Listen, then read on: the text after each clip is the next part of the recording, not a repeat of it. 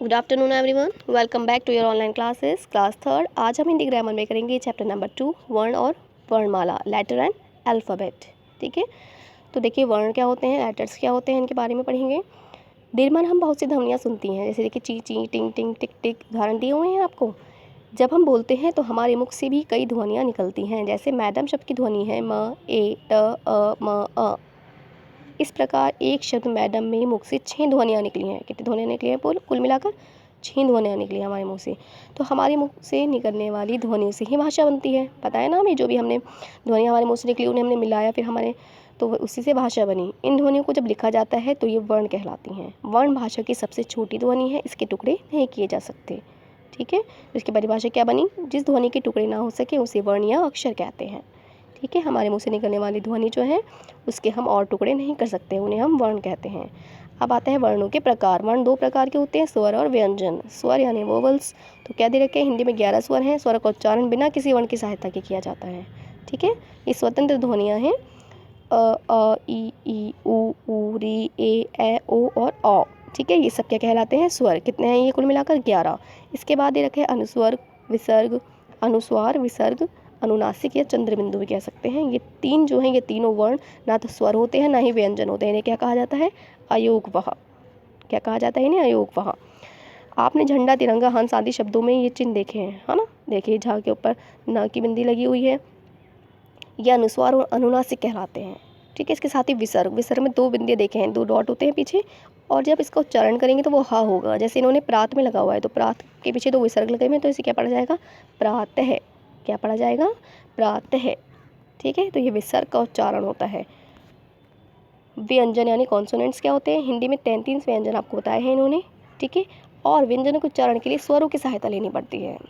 ठीक है, जैसे देखिए क वर्ग में इन्होंने 5 व्यंजन दिए हैं, क ख ग घ ङ। इसी तरह च वर्ग, ट वर्ग, ता वर्ग, पा वर्ग, यानी सारे वर्ग में कुल मिलाकर 25 व्यंजन हुए। इसके बाद आता है अंत्यस्थ व्यंजन। ये और अलावा क्या कहलाते हैं? अंत्यस्थ व्यंजन कहलाते हैं। ये 4 होते हैं। ऊष्म व्यंजन में 4 होते हैं, श श स ह। हिंदी में 2 विशेष वर्ण और आए हैं, ड और ढ, है ना? इन्हें भी मानेंगे हम। अब आता है वर्णमाला। क्या है? अल्फ़ाबेट। स्वर और व्यंजन को मिलाकर हिंदी की वर्णमाला बनती है।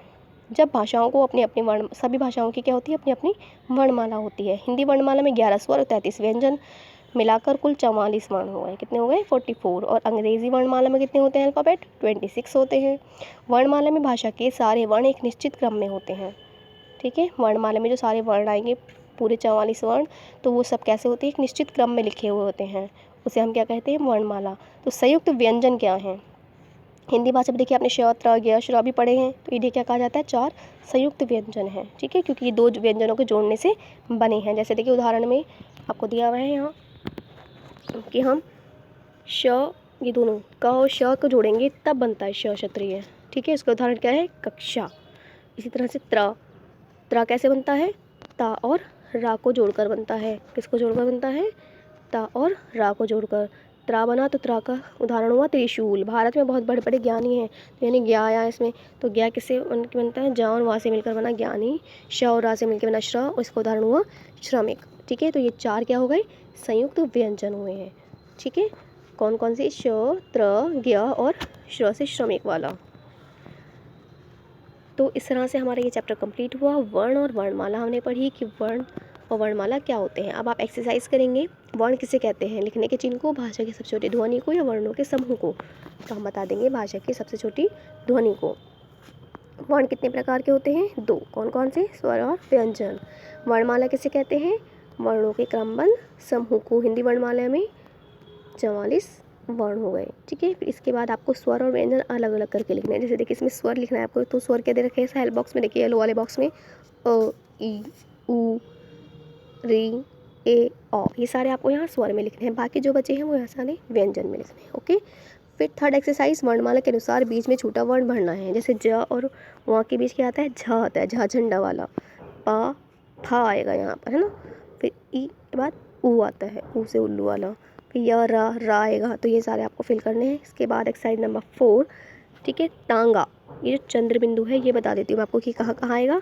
टांगा, चांद, सांप और बांसुरी, इसमें आएगा चंद्र बिंदु। ठीक है, बाकी जो ये अनुस्वार है यानी एक बिंदी है, ये यहाँ आएगी। पंखा, कंघा, अंगूर और घा के ऊपर घंटा।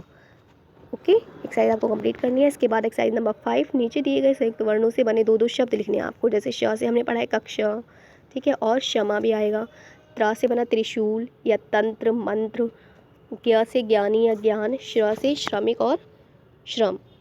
ठीक, इसके बाद 6 एक्सरसाइज में क्या करना है, फिल इन द ब्लैंक्स हैं। यहाँ पे आपको ये दिए हुए हैं हेल्प बॉक्स। भाषा की सबसे छोटी, ठीक है, भाषा की सबसे छोटी छोटी आ जाएगा, यहाँ पर ये लिखा हुआ है छोटी, ठीक है, तो आप छोटी लिख लेंगे यहाँ से। फिर इसके बाद ध्वनि को क्या कहते हैं, वर्ण, तो इस फिर वर्ण भी यहाँ आ जाएगा, ठीक है। नंबर 2, हिंदी के वर्णों को कितने भागों में बांटा गया है, 2 भागों में। जिन ध्वनियों का उच्चारण करते समय किसी अन्य वर्ण की सहायता नहीं ली जाती उन्हें स्वर कहा जाता है। हिंदी में कुल कितने स्वर हैं, 11, तो आपको यहाँ लिखना है 11 स्वर हैं। वर्णों के व्यवस्थित समूह को वर्णमाला कहते हैं। ओके, फिर इसके बाद एक्सरसाइज नंबर 8 में क्या करना है, देखिए शिवानी का उदाहरण दे रखा है, इन्होंने इस तरह से शिवानी के टुकड़े किए, श ई व अ न ई। तो आपको भी क्या करना है कि उदाहरण के भांति अपने किन्हीं 5 मित्रों के यहाँ पे पहले नाम लिखिए और फिर उनकी ध्वनियाँ कीजिए, ठीक है, यानी उनको अलग अलग करके लिखिए, इनके वर्णों को अलग अलग करके आपको यहाँ लिखना है। ओके स्टूडेंट्स, आपका होमवर्क है, इसे आपको नीट एंड क्लीन कंप्लीट करना है टाइम से। Thank you.